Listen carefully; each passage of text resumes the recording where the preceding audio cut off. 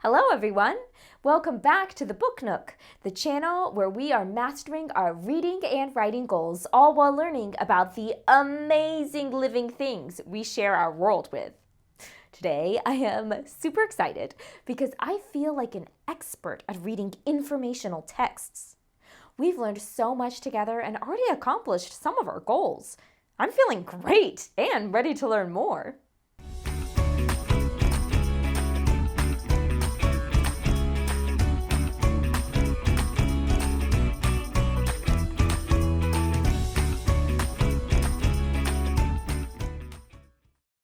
Before we move on, let's recap what we've done so far. Take a minute to pause here and reflect on the skills we've worked on together. You can rate how confident you feel on each of the skills. We started by learning what informational texts are and the various text features that help us navigate them, like titles, headings, bold words, and captions. We learned how to draw conclusions and make inferences, and we've also learned the difference between the topic, the main idea, and the supporting details. We've even learned how to determine main ideas by paying attention to features and details. Look at us go! We set out to read at least 10 informational texts, and we've already read, 7? I don't know about you, but I am super confident. I feel ready to tackle any informational text that comes my way. I just finished reading another one, actually. The last few informational texts I read were focused on one type of animal, like giraffes or dolphins.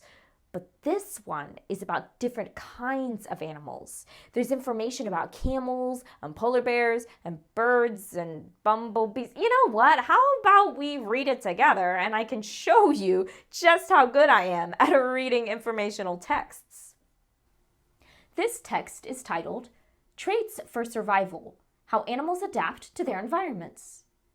Before we continue, pause here to write down what you think the main idea of this text will be based on the title and other text features you see.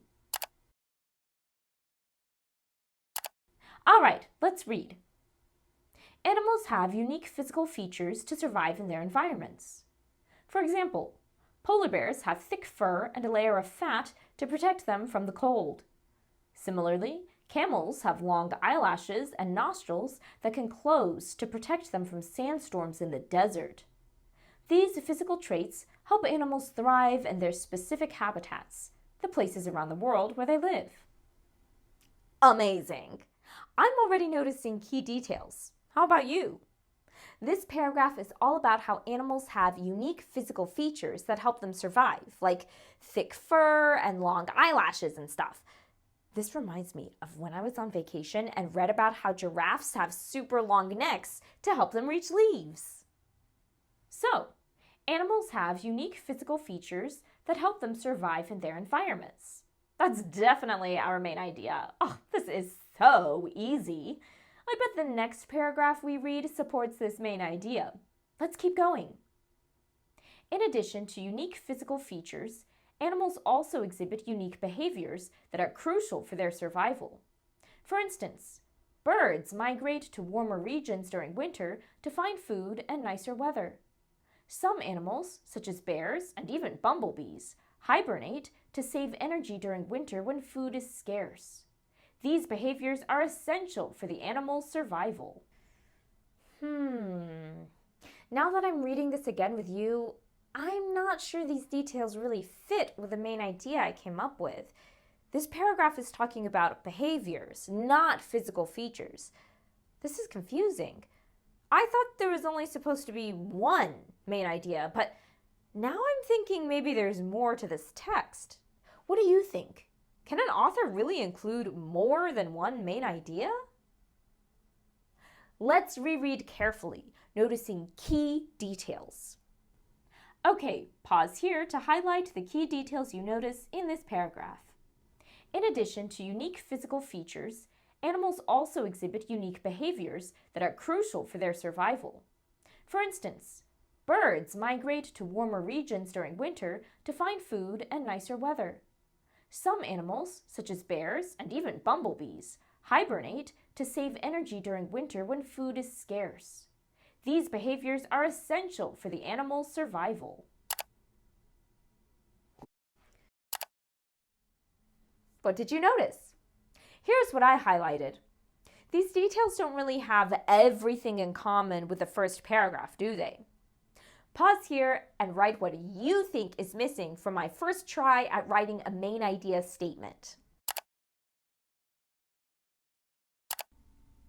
My main idea statement was a good first try, but it's missing some key details from this paragraph. Instead of talking about body parts and unique physical features of animals, this paragraph is telling us about something new about the ways animals behave. You know, the things they do, like how birds migrate or change locations for a season, and how some animals hibernate or have long periods of deep rest. I think that means there must be a second main idea, a second big thing the author wants us to learn and take away after reading the text. The text said, in addition to unique physical features, animals also exhibit unique behaviors that are crucial for their survival. This sentence is like the author is saying, hey, psst, pay attention. You've learned one cool idea about animals, and here comes another one. The author is using words like in addition to and also to let us know another idea is on the way. Let's keep reading and see what else the author has to say. These are called adaptations, special body parts or actions that help animals survive.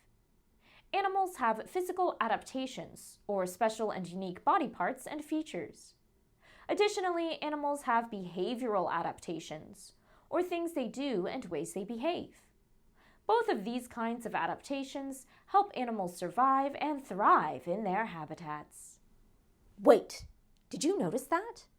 The author helped us as readers by including the two main ideas really clearly. Pause here and take a close look at this final paragraph. Can you find the two main ideas? Highlight them when you do. Here they are. Animals have physical adaptations, or special and unique body parts and features. Additionally, animals have behavioral adaptations, or things they do and ways they behave. Notice how these two main ideas were strengthened by the details that the author provided? Wow, I didn't catch that when I first read the text. I guess there's always more to learn when it comes to reading, huh? Today we realized that it's great to be confident with our skills, but there is always more to learn. By paying close attention to the author's key details, we can identify when a text may have multiple main ideas and how those ideas are strengthened by the author's details.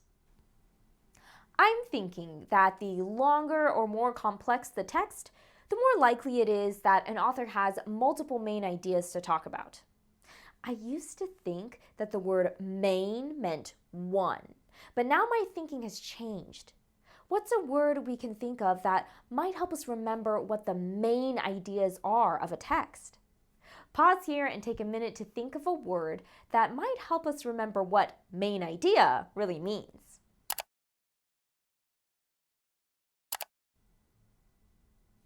What word did you come up with? I used to think the word main and main idea meant one, like the author had one idea to teach us about.